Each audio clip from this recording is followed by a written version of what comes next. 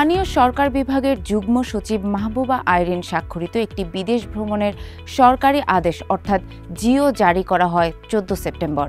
এতে স্থানীয় সরকার বিভাগের সিনিয়র সহকারী সচিব মোহাম্মদ ফারুক হোসেন, ঢাকা দক্ষিণ সিটি কর্পোরেশনের সহকারী প্রকৌশলী মোহাম্মদ নুরুজ্জামান ও উপসহকারী প্রকৌশলী মোহাম্মদ জাকির হোসেনকে চীন ভ্রমণের অনুমতি দেয়া হয়। আগামী 27 অক্টোবর থেকে 2 নভেম্বর কিংবা ছুটি শুরুর তারিখ থেকে 7 দিনের জন্য তারা বিদেশ ভ্রমণের অনুমতি পান। সরকারি এ 3 কর্মকর্তার বিদেশ ভ্রমণের কারণ হিসেবে বলা হয়েছে 5টি নতুন মোবাইল টয়লেট ভিআইপি সরবরাহের বিপরীতে তারা সেগুলো পরিচালন ও রক্ষণাবেক্ষণ বিষয়ে প্রশিক্ষণে অংশ নেবেন। তাদের এই ভ্রমণকে দায়িত্বের অংশ হিসেবে বিবেচনা করা হবে এবং সব ধরনের ব্যয় বহন করবে উৎপাদক প্রতিষ্ঠান Shandong Qiwan by intelligent manufacturing company limited. অথচ কোনো ঠিকাদার ও সরবরাহকারী প্রতিষ্ঠানের অর্থায়নে সরকারি কর্মকর্তাদের বিদেশ ভ্রমণ পরিহারে প্রধান উপদেষ্টার কার্যালয়ের নির্দেশনা রয়েছে।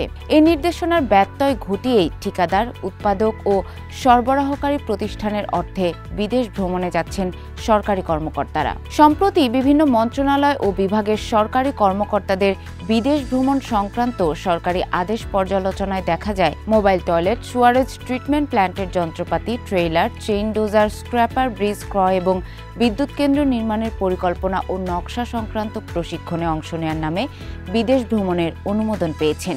ডলার সংকট ও সরকারের কৃচ্ছ সাধন নীতির কারণে 1 বছরেরও বেশি সময় ধরে সরকারি কর্মকর্তাদের বিদেশ ভ্রমণে হ্রাস টানা হয়েছিল। অনেক ক্ষেত্রেই নিতান্ত প্রয়োজন না হলে অনুমোদন মিলত না। গত বছরের আগস্টে দেশের রাজনৈতিক পট পরিবর্তনের পর অন্তর্বর্তী সরকার দায়িত্ব গ্রহণের পরও সরকারি কর্মকর্তাদের বিদেশ সফরের ক্ষেত্রে বেশ কিছু বিধিনিষেধ আরোপ করা হয়। বিদেশ সফর সংক্রান্ত বেশ কিছু বিধিনিষেধ আরোপ করা হয় চলতি বছরের মার্চেও। এত কিছুর পরও কয়েক মাস ধরে সরকারি কর্মকর্তাদের বিদেশ ভ্রমণ বেড়েছে। এর মধ্যে আন্তর্জাতিক বিভিন্ন সংস্থা যেমন IMF, বিশ্বব্যাংক, ADB, জাইকা, ILO ও জাতিসংঘের বিভিন্ন সংস্থার অর্থায়নে বিদেশে ভ্রমণের অনুমোদনও পেয়েছেন সরকারি কর্মকর্তারা।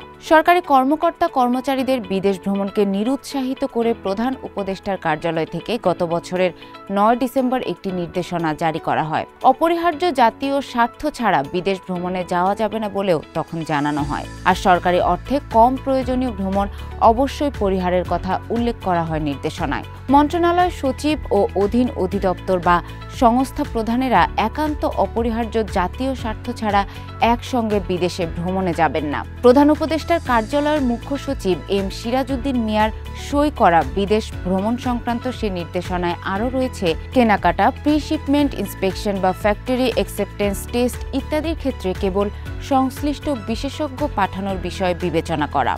সরকারি কর্মকর্তা কর্মচারীরা দীর্ঘমেয়াদী শিক্ষণ ছুটিতে যাওয়া পরিহার এবং বিদেশ ভ্রমণের প্রস্তাব পাঠানোর ক্ষেত্রে প্রস্তাবিত কর্মকর্তার পূর্ববর্তী 1 বছরের বিদেশ ভ্রমণের বিস্তারিত সংযুক্ত করারও নির্দেশনা দেওয়া হয়েছে।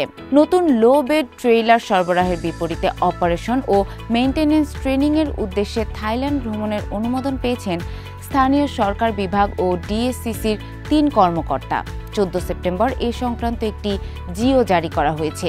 এতে স্থানীয় সরকার বিভাগের ব্যক্তিগত কর্মকর্তা মোহাম্মদ কামরুজ্জামান, DSCC নির্বাহী প্রকৌশলী মোহাম্মদ শাহ আলম ভূঁইয়া ও উপসহকারী প্রকৌশলী মনিরুল ইসলামকে 20 থেকে 26 সেপ্টেম্বর কিংবা ছুটি শুরুর তারিখ থেকে 7 দিনের জন্য বিদেশ ভ্রমণের অনুমোদন দেওয়া হয়েছে। তাদের এ ভ্রমণের সব ব্যয় বহন করবে উৎপাদক প্রতিষ্ঠান international sales and trucks Asia.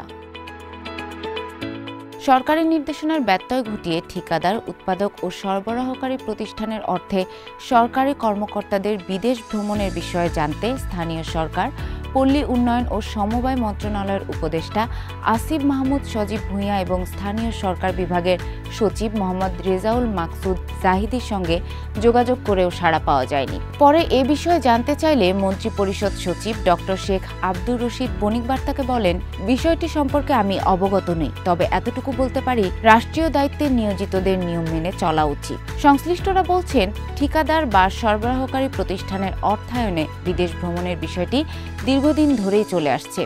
অতীতে কর্মকর্তারা বিভিন্নভাবে ফাঁকি দিয়ে এ ধরনের কর্মকাণ্ড করতেন। মূলত সরবরাহকারী প্রতিষ্ঠানগুলো নিজেদের অর্থে এসব ভ্রমণ করিয়ে থাকে। ফলে এসব ভ্রমণ অন্যায়, বিধিসম্মত না। কেননা ঠিকাদার বা সরবরাহকারী প্রতিষ্ঠানের এ ধরনের ব্যয়ের নেতিবাচক প্রভাব থাকে। মালপত্র সরবরাহের ক্ষেত্রে নিম্নমানের পণ্য দেয়া, কাজের গুণগত মান কমানোর মাধ্যমে পুষিয়ে নেয়ার ব্যাপার থাকে। আবার কোনো কোম্পানির টাকায় ঘুরে আসার পর ওই কোম্পানির প্রতি একটি দুর্বলতা তৈরি হয়। ওই প্রতিষ্ঠান নিম্নমানের পণ্য সরবরাহ করলেও চুপ থাকতে হয়।